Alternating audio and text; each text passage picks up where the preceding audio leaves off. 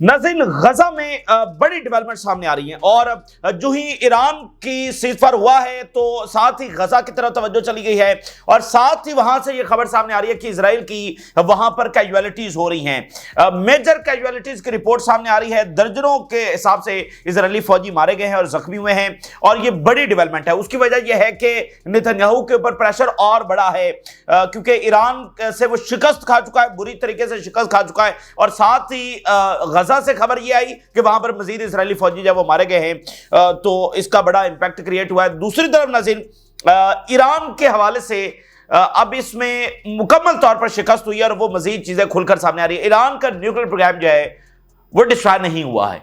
एक बहुत बड़ी शिकस्त, ईरान का न्यूक्लियर प्रोग्राम जो है वो डिस्ट्रॉय नहीं हुआ है और साथ ईरान के जो टॉप कमांडर्स हैं जिनके बारे में ये दावा किया गया था कि वो शहीद हो गए हैं, वो भी सरवाइव कर गए हैं और वो पब्लिक में आकर रैली से खिताब कर रहे हैं।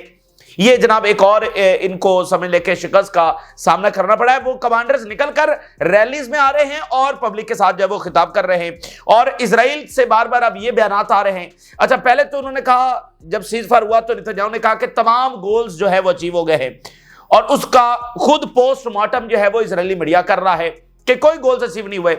अच्छा, अब वो कह रहे हैं कि नहीं, हमारी जो कैंपेन है अगेंस्ट ईरान, हमारे जो मिलिट्री अटैक्स हैं वो अभी खत्म नहीं हुए, अब हम फिर ईरान के ऊपर हमला करेंगे। अच्छा, इसका जवाब ईरान से आने से पहले ट्रंप से जवाब आ रहा है। जो इजराइल कहता है कि हम हमला करेंगे ईरान के ऊपर, उसका जवाब ट्रंप से आता है और इंतहाई सख्त अंदाज के अंदर पब्लिकली ट्रंप साहब ने गालियां इजराइल को दी हैं। और हिस्ट्री के अंदर, अमेरिका और इजरायली रिलेशंस की हिस्ट्री के अंदर किसी अमेरिकी सदर ने इतनी छितरौल नहीं की किसी इजरायली वजीर आजम की जितनी ट्रंप ने कर दी है। यानी सबसे बड़ा प्रो सदर ट्रंप, उसने जितनी छितरौल नेतन्याहू की है किसी अमेरिकी सदर ने किसी इजरायली वजीर आजम की नहीं की। तो ये बात हमने उस वक्त भी डिस्कस की थी कि ट्रंप जितना प्रो इजराइल है वो उतना अनप्रेडिक्टेबल भी है। अगर हालात साजगार ना हुए तो फिर ट्रंप बहुत पीछे हटने की भी महारत रखता है।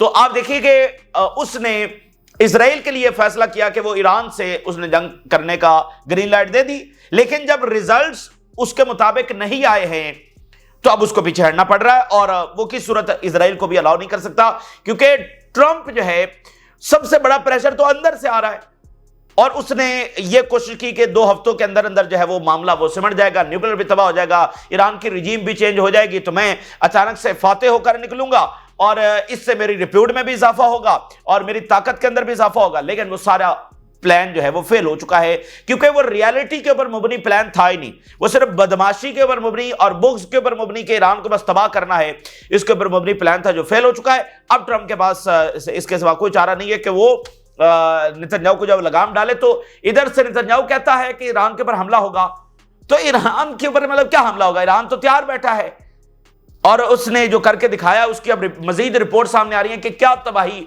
ईरान ने इजराइल के अंदर मचाई है। तो ईरान से जवाब आने से पहले ट्रंप से जवाब आता है और जवाब क्या आता है? बाकायदा गालियां। मतलब ये अजीब ही वहां पर एक सिलसिला शुरू हो गया है, बाकायदा गालियां। और वहां पर पब्लिकली ट्रंप ने मीडिया पर आकर नेतन्याहू को, इजराइल को जो वो गालियां दी हैं। अच्छा, इस सारी डायमेंशंस के ऊपर हम बात करेंगे। और शाम में हालात खराब हो रहे हैं।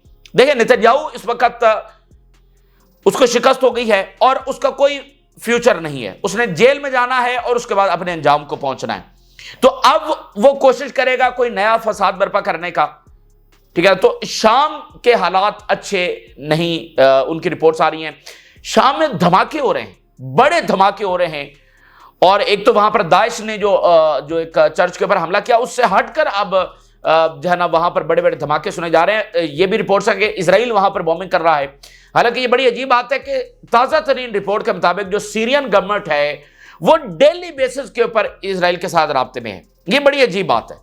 इस वक्त रीजन में शायद ही कोई ऐसा हो कि सीरियन जो गवर्नमेंट है वो डेली बेसिस के ऊपर इजराइल के साथ राब्ते में है और इजराइल के साथ नॉर्मलाइजेशन प्लान कर रही है। तो वो सारी बात उनका प्रोजेक्ट चलने वाला नहीं है। लेकिन बात करने का मकसद यह है कि अगर सीरियन गवर्नमेंट इतनी ही जो है वो इजराइल की तरफ उसका रुझान है तो फिर कम से कम इजराइल को ये तो रोके कि सीरिया में आकर बॉम्बिंग ना करे। तो वहां पर बॉम्बिंग भी हो रही है और सीरिया जब वो इसराइल के साथ राब्ते में भी है, तो ये काफी वहां पर सूरत हाल गड़बड़ है। अभी तक सीरिया पूरी तरह से स्टेबलाइज नहीं है, वहां पर अभी भी एक पैरेलल सिस्टम है जो एग्जिस्ट कर रहा है।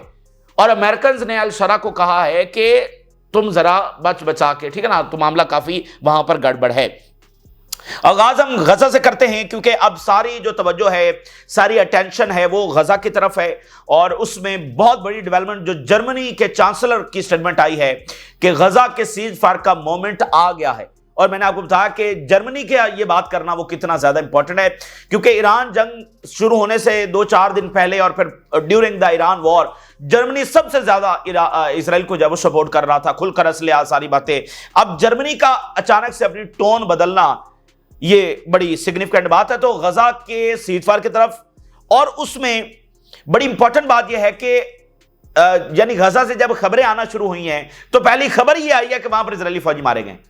तो इधर नेतन्याहू ये कह रहा था कि मैंने ईरान के खिलाफ फतह हासिल कर ली है। वो जाहिर बात है इजरायली मीडिया खुद उसका पोस्टमार्टम कर रहा है, लेकिन उन्होंने कहा ईरान से क्या फतह हासिल करनी है, गजा में हमें फतह हासिल नहीं हुई है और वहां पर हमारे फौजी जब मारे जा रहे हैं। अब जो ताजा इजरायली मीडिया की कंफर्मेशन है उसके मुताबिक खान यूनिस के अंदर सिर्फ एक एम्बुश के अंदर, सिर्फ एक घात के अंदर 5 इजरायली फौजी मारे गए हैं और 17 इजरायली फौजी जख्मी हैं, जिनमें से बहुत सारे क्रिटिकल कंडीशन के अंदर है।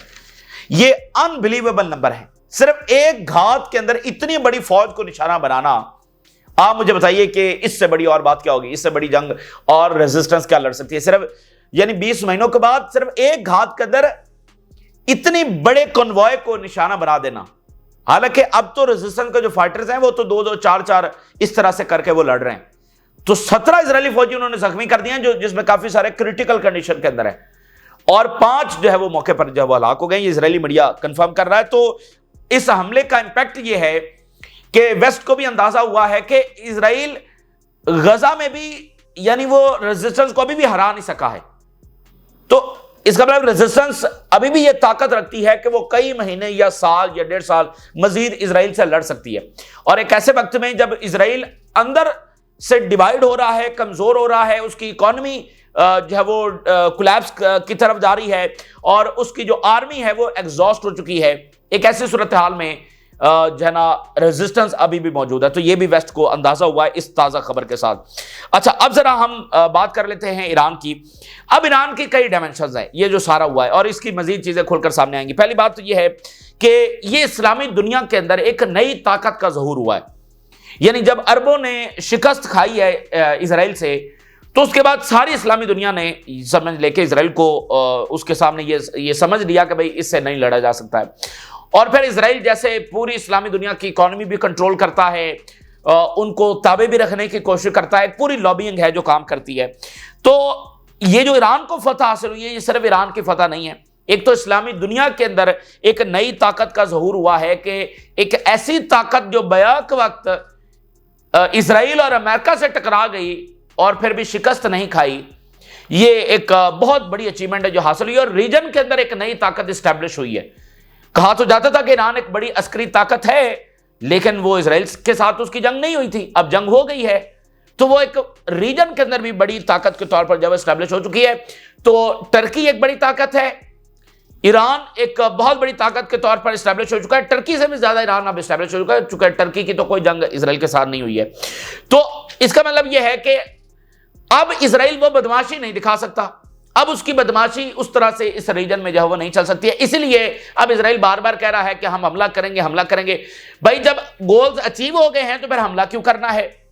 क्योंकि अब ये जो इक्वेशन सेट हो गई है, इसको वो फिर रिवर्स करना चाहता है कि नहीं नहीं, हम ईरान को भी शिकस्त दे सकते हैं।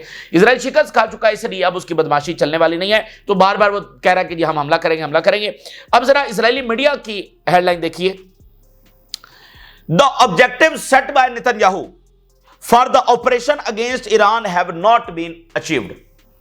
अब ये पहला दिन तो कुछ और था, उसमें नेतन्याहू ने कहा हमने अचीवमेंट हासिल कर ली, ये हो गया, वो हो गया। अब वो वहां पर चीजें खुलकर डिस्कस हो रही हैं, पोस्टमार्टम हो रहा है नेतन्याहू का। इजरायली मीडिया खुलकर ये चीखो पुकार कर रहा है कि कोई गोल अचीव नहीं हुए। अच्छा, तो अब मतलब ये कितनी मुज़ेका खेज सी बात है कि सबको पता है कि गोल्स यहां पर क्या थे। यानी अभी कल की बात है, हम ये डिस्कस कर रहे थे, नेतन्याहू के बयानात आपके सामने रख रहे थे, ट्रंप के बयानात आपके सामने रख रहे थे कि जो है वो यहां पर रिजीम चेंज की जो वो खौफनाक प्रोजेक्ट जो है वो लॉन्च किया जा चुका है, और क्या ये रिजीम चेंज हो सकेगी, नहीं हो सकेगी, क्या ईरान रेजिस्ट कर सकेगा, ये सारी बातें तो डिस्कस हो रही थी खुलकर। नेतन्याहू और ट्रंप कह रहे थे कि ये रिजीम जब नहीं बचेगी। ट्रंप ने तो ये तक कह दिया था कि ये पूरा ईरानियन एम्पायर, यानी ये जो पूरी लैंड है जो जहां पर इस वक्त ईरान है, वो नहीं बचने वाला, यानी उसको कई हिस्सों में तकसीम कर दिया जाएगा। ये तक ट्रंप जो है धमकियां लगा चुका है। और मैक्रोन कह रहा था कि रिजीम चेंज मत करो, इससे जो है वो क्योस फैल जाएगा। मैक्रोन उसकी बखालो, भाई सारी डिबेट ही ये थी कि रिजीम चेंज, वो कह रहे थे हम करेंगे, इधर से ये कह रहे थे कि हम पूरी तरह से लड़ने के लिए तैयार है, और बाकी सब ये तजिए कर रहे थे कि भाई होगी नहीं होगी।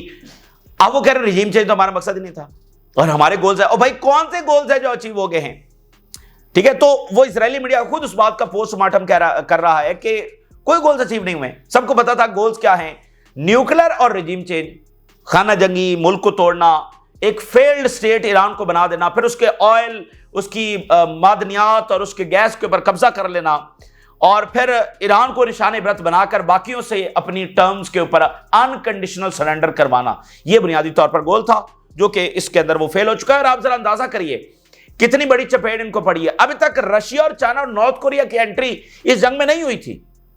अमेरिका तो आ चुका था और पहले दिन से साथ था इजराइल के, इंटेलिजेंस मदद उसकी थी, लॉजिस्टिक सपोर्ट उसकी थी, एयर फ्यूलिंग वो दे रहा था, सारा कुछ तो अमेरिका दे रहा था और बरतानिया पहले दिन से दे रहा था। रशिया, चाइना और नॉर्थ कोरिया, इनके भी एंट्री नहीं हुई थी, इनके भी एंट्री होना थी, और उनकी एंट्री से पहले ही जो है ना वो इजराइल और अमेरिका शिकस्त खा गया, अमेरिका पीछे हट गया और इजराइल शिकस्त खा गया। तो इसलिए अब वो कह रहे हैं हम दोबारा हमला करेंगे। अब दो हेडलाइंस मैं आपके सामने रखता हूं। इजराइल कह रहा है हम दोबारा हमला करेंगे, Al Jazeera, Israel warns campaign against Iran is not over as cease fire takes hold. अब ताजा तरीन जो इजराइल ने बयान जारी किया है कि हमारी जो अटैक है वो अभी खत्म नहीं हुआ ईरान पर। अच्छा, इसका जवाब अभी ईरान से आना था, लेकिन इसका जवाब कहां से आया है? Trump warns Israel not to attack Iran as fragile ceasefire holds, यानी इजराइल वॉर्न्स के अगेंस्ट ईरान और ट्रंप वॉर्न्स अगेंस्ट इजराइल। अब ये अजब ही किस्सा है जो वहां पर जब वो छिड़ चुका है। तो इजराइल कह रहा है कि हम हमला करेंगे, वो जब हमला करेंगे तो ईरान तो फिर उसके लिए तैयार बैठा हुआ है। वो ईरान को जवाब देने की भी नौबत नहीं आ रही, उसका जवाब ट्रंप से आ रहा है, खबरदार जो तुमने ईरान के ऊपर हमला किया। और ट्रंप ने अपने ट्वीट के अंदर लिखा है गॉड ब्लेस ईरान, ये ट्रंप अपने ट्वीट के अंदर लिख रहा है। तो ये बिल्कुल जो है शिकस्त खा गए, और जो मागा वाले हैं उनका शदीद तरीन प्रेशर जो है वो इस वक्त ट्रंप के ऊपर है। ये बड़ा डिसाइडिंग फैक्टर था जिसको हम डिस्कस कर रहे थे। अब मैं आपके सामने एक मिसाल रखता हूं, ताजा तरीन इस वक्त सूरत हाल क्या, और बिल्कुल ट्रंप इस जंग में इन्वॉल्व नहीं होने वाला है, और बिल्कुल नेतन्याहू जो है वो फारिग हो चुका है। अब आप देखिए, और ये बिल्कुल मैं आपको बता दूं कि गजा के सीज़फायर की तरफ ये मामला ये मागा वाले लेकर जाएंगे। अच्छा, बर्नी सैंडर जो है ये अमेरिका के एक फेमस सेनेटर हैं और 83 ईयर इनकी एज है, और ये 1990 से सेनेटर हैं, यानी सीनियर मोस्ट सेनेटर है अमेरिका के। इस वक्त ये सड़कों पर निकले हुए हैं, यानी 83 ईयर इनकी एज है और इस वक्त सड़कों पर निकले हुए हैं। और इस पूरी जंग के दरमियान पिछले 5-7 दिनों में ये सड़कों के ऊपर थे, और इन्होंने अपने पूरे करियर में इतने बड़े इज्तिमात, इतनी बड़ी रैलीज ये नहीं निकाल सके हैं कि इनकी कॉल के ऊपर इतने लोग निकल आए हों।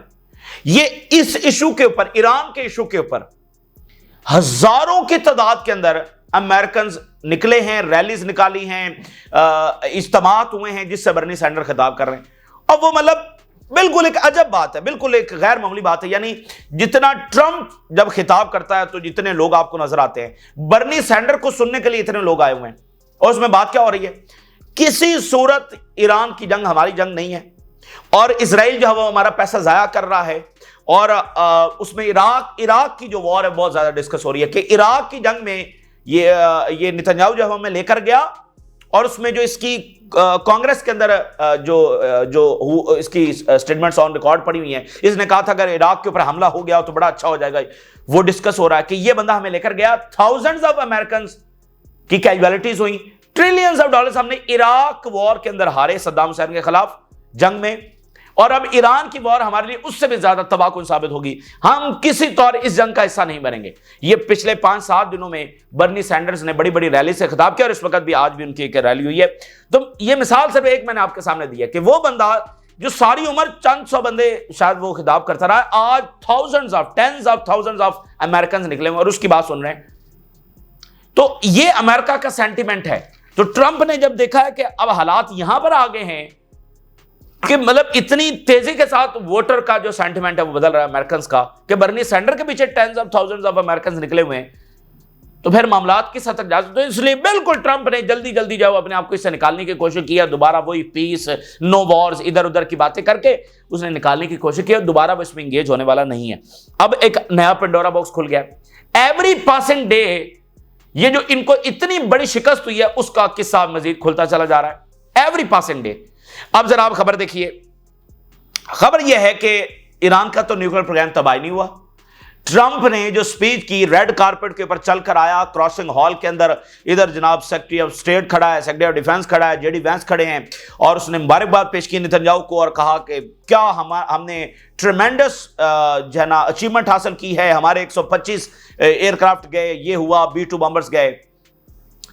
और जरा आज की खबरें देखिए, पूरा अमेरिकी मीडिया और इंटरनेशनल मीडिया उनकी जरा खबरें देखिए। CNN exclusive, early US intelligence assessment suggests strike on Iran did not destroy Iranian nuclear sites। यह CNN रिपोर्ट कर रहा है। Netanyahu and Israeli media, Netanyahu and Trump celebrated too soon as US intelligence says Iran's uranium stockpile was not damaged। हमारे यहां कहते हैं कि इन्होंने जल्दी मिठाई खा ली, तो ट्रंप और नेतन्याहू ने जरा जल्दी मिठाई खा ली। अब पता चल रहा है कि वो तो डिस्ट्रॉय नहीं हुआ। US intelligence also says Iran centrifuges remain largely intact. वो यूरेनियम का जो अफजूदा यूरेनियम थी उसको भी कोई नुकसान नहीं हुआ, और इससे भी अगली बात, वो जो सेंट्रीफ्यूजेस लगी थी वो भी लगी हुई हैं। अंदाजा कर लें, इतनी बढ़िया शिकस्त की रिपोर्ट्स आ रही हैं। Trump insist, Al Jazeera, Iran nuclear sites completely destroyed in US strikes. अब वो रिपोर्ट्स आ रही हैं वो डिस्ट्रॉय नहीं हुआ, ट्रंप कह रहा है नहीं डिस्ट्रॉय हो गया, और CNN को भी इसने गालियां आगे पीछे, ये भी मामला वहां पर हुआ। यानी शदीद एक अजीब सा क्योस है जिसमें ट्रंप साहब ले गए हैं अमेरिका को। वो CNN को भी गालियां दे रहे हैं कि ये तो फिर झूठी खबरें फैलाते हैं। अब वो सारे BBC देखिए, US strike did not destroy Iran nuclear programme. पूरी दुनिया, Bloomberg, Trump dispute Pentagon view says Iran atomic sites destroyed. Reuters, US strikes failed to destroy Iran's nuclear sites. There is division within the US administration itself over the extent of what the strike on Iran's nuclear facilities actually achieved. खुद pentagon के अंदर division है, कोई कह रहा है destroy हो गई है, कोई कह रहा है नहीं डिस्ट्रॉय हुई। खुद पेंटागन के अंदर डिवीजन पैदा हो चुकी है कि कितना नुकसान है जो हमने ईरान को पहुंचाया उनके न्यूक्लियर प्रोग्राम को। तो ये इनको रिजल्ट निकला है जंग में जाने का, जिसमें ट्रंप पूरी तरह से उसकी रेप्यूट डिस्ट्रॉय हुई है, डैमेज हुई है, और अमेरिका की क्रेडिबिलिटी, और खुद इत्तेहादी देख रहे हैं। आपको पता है ये नेटो का जो इजलास हो रहा है उसमें नेटो वाले सोच रहे थे कि क्यों ना ट्रंप को खुश करने के लिए कोई ऐसी बात करें कि हम ईरान के खिलाफ आपके साथ हैं, शायद हम बूट्स ऑन ग्राउंड भी कर दें। इस तरह की बातें भी चल रही थी कि ट्रंप साहब आएंगे उनको खुश करेंगे। वो ट्रंप साहब के पहुंचने से पहले ईरान के साथ दोस्ती हो गई, ईरान के साथ सीजफायर हो गया। अब वो नेटो वाले देख रहे हैं कि हम तो क्या सोच रहे थे। तो इत्तेहादी भी सोच रहे हैं, खुद ट्रंप इंतजामिया सोच रही है कि, और खुद इजराइल सोच रहा है कि भाई इस बंदे का क्या करना है कि जंग छेड़ दी, फिर अचानक से कहा नहीं बस सीजफायर, तो ठीक है ना। तो इससे ट्रंप को कुछ हासिल नहीं हुआ। तो ट्रंप को चाहिए गजा का सीजफायर करवाए और इजराइल से पीछा छुड़वाए। और मैं आपको बता दूं, ये इन दो चीजों से निकल जाए, वर्ल्ड पब्लिक ओपिनियन ट्रंप के साथ खड़ी होगी, ठीक है ना। ये इजराइल से अपना पीछा छुड़ा ले, मिडिल ईस्ट में ये जो हरकतें हैं इससे पीछे हट जाए, तो वर्ल्ड पब्लिक ओपिनियन ट्रंप के साथ खड़ी होगी। क्योंकि उसकी अगर वो डीप स्टेट के साथ लड़ता है तो पूरी दुनिया सपोर्ट करेगी, ठीक है ना। और वो इस मीडिया के साथ अगर लड़ता है फिर भी दुनिया सपोर्ट करेगी, क्योंकि जाहिर बात है ये मीडिया झूठी खबरें तो फैलाता है। लेकिन एक चीज जो हुई नहीं उस पर अगर मीडिया रिपोर्ट करेगा भाई ईरान का न्यूक्लियर प्रोग्राम डिस्ट्रॉय हुआ ही नहीं, और मीडिया रिपोर्ट करेगा कि नहीं हुआ, तो उस पर ट्रंप कहे कि ये झूठी खबरें फैला रहा है, तो दुनिया कैसे ट्रंप के ऊपर बिलीव करेगी। तो उसको सिर्फ और सिर्फ इजराइल से और नेतन्याहू से पीछा छुड़वाना है। आप देखेंगे कि ट्रंप का ग्राफ जब बहुत ऊपर जाएगा तो अगर उसमें ये बात समझ आ गई तो अच्छा है, नहीं आई तो रिजल्ट आपके सामने है मजीद क्या होने जा रहा है। अब अगली बात सुनिए, जो टॉप कमांडर्स हैं वो तो सर्वाइव कर गए हैं और उन्होंने एक नया सरप्राइज इजराइल को दिया है। वो जनाब अचानक से जब निकल कर आए हैं तो वो पब्लिक रैलीज के अंदर आए हैं। अब ईरान में तकरीबात हो रही हैं, उसमें जनरल इस्माइल कानी जो कि अल-कुद्स फोर्स के सरबराह, अल-कुद्स फोर्स जो है वो ईरान से बाहर तमाम मिशंस को देखती है, यानी हिजबुल्लाह, यमन और आगे पीछे यानी ये सारी रेजिस्टेंस को अल-कुद्स फोर्स देखती है। तो उसके जो सरबराह के बारे में कहा गया वो शहीद हो गए। तो जनाब अचानक से वो तकरीब में आए और उन्होंने खिताब किया। और कुछ और हेडलाइंस देखिए Israeli media, the presence of general Qaani at the victory celebrations in Tehran puts an end to the rumors and earlier reports claiming he had been assassinated। वो जनरल इस्माइल कानी अचानक, और जनरल इस्माइल कानी से इनको सबसे ज्यादा तकलीफ इसलिए है क्योंकि वो बाहर के ऑपरेशन देखते हैं ना, यानी रेजिस्टेंस को सारी सपोर्ट और वो ये जनरल इस्माइल कानी करते हैं, अल-कुद्स फोर्स करती है, तो इसलिए इनको बड़ी तकलीफ है इससे।